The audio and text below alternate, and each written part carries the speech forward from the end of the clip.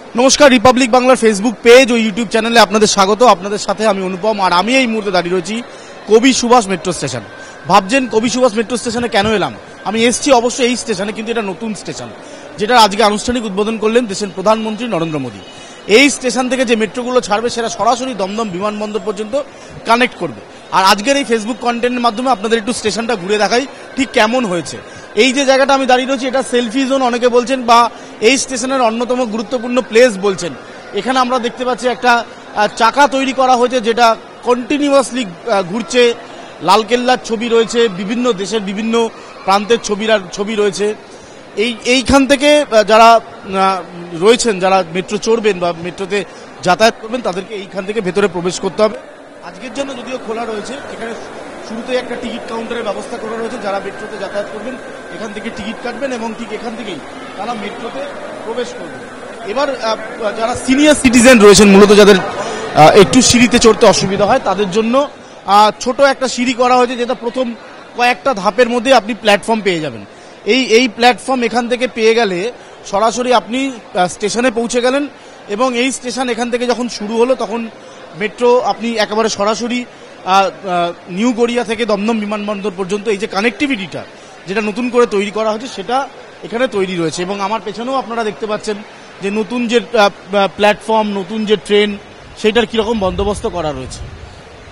এই স্টেশনটা আমরা দেখতে পেয়েছি, কিন্তু মানুষের একটা উৎসাহ কৌতূহল আছে। কৌতূহলটা কি? কৌতূহলটা হচ্ছে যে এই যে নিউ গড়িয়া থেকে দমদম বিমানবন্দর পর্যন্ত যে স্টেশন বা যে মেট্রো চলাচল করবে, যার আনুষ্ঠানিক উদ্বোধন আজকে এই কবি সুভাষ থেকে হেমন্ত মুখোপাধ্যায় স্টেশন পর্যন্ত হলো, কিন্তু দমদম বিমানবন্দর পর্যন্ত যেতে গেলে কোন কোন স্টেশন পড়বে, তাদের নামকরণ কি রয়েছে, আমি নিশ্চয়ই আপনাদেরকে আজকে দেখাবো। কিন্তু তার আগে একটু মেট্রো স্টেশনের ছবিটা দেখাচ্ছি। এইটা হচ্ছে নতুন ট্রেন, আমরা দেখতে পাচ্ছি ট্রেন এখানে দাঁড় করানো রয়েছে। এইরকম ট্রেনে করে যারা যাত্রীরা রয়েছেন তারা এখান থেকে যাতায়াত করবেন। এই ট্রেনের পাশাপাশি এখান থেকে, যেটা আমি বারবার বলছিলাম যে এখানে একটা স্টেশনের যে নামকরণ, সেই নামকরণটা এখানে রয়েছে। এবার নামকরণটা আপনাদেরকে ধীরে ধীরে দেখাবো ঠিক কি নামকরণ রয়েছে।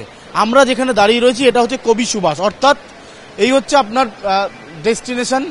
এটা হচ্ছে কবি সুভাষ। তারপরে স্টেশনের নাম হবে সত্যজিৎ রায় স্টেশন, তারপরে স্টেশনের নাম হবে জ্যোতিরিন্দ্র নন্দী স্টেশন, তারপরে স্টেশনের নাম হবে কবি সুকান্ত স্টেশন, তারপর হেমন্ত মুখোপাধ্যায় স্টেশন, যেটা এখনো পর্যন্ত উদ্বোধন করা হয়েছে।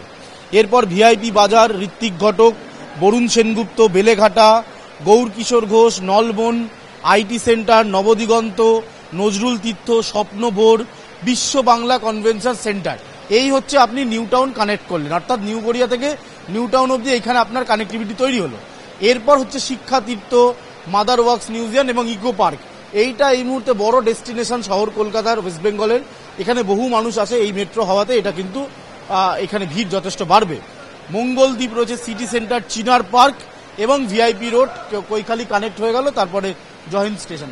এই যে একটা লম্বা জার্নি, অত্যন্ত দ্রুততার সাথে আপনারা দমদম বিমানবন্দর পৌঁছতে পারবেন। অর্থাৎ নিউ গড়িয়া থেকে দমদম বিমানবন্দরের যাওয়ার যে সময়, যেটা দীর্ঘ সময় ধরে একটা মানুষের একটা হয়রানি হতো, তীব্র যানজট, শহর কলকাতায় গাড়ি না পাওয়া, বাস না পাওয়া, সেই যানজট কিছুটা কেটে যাবে।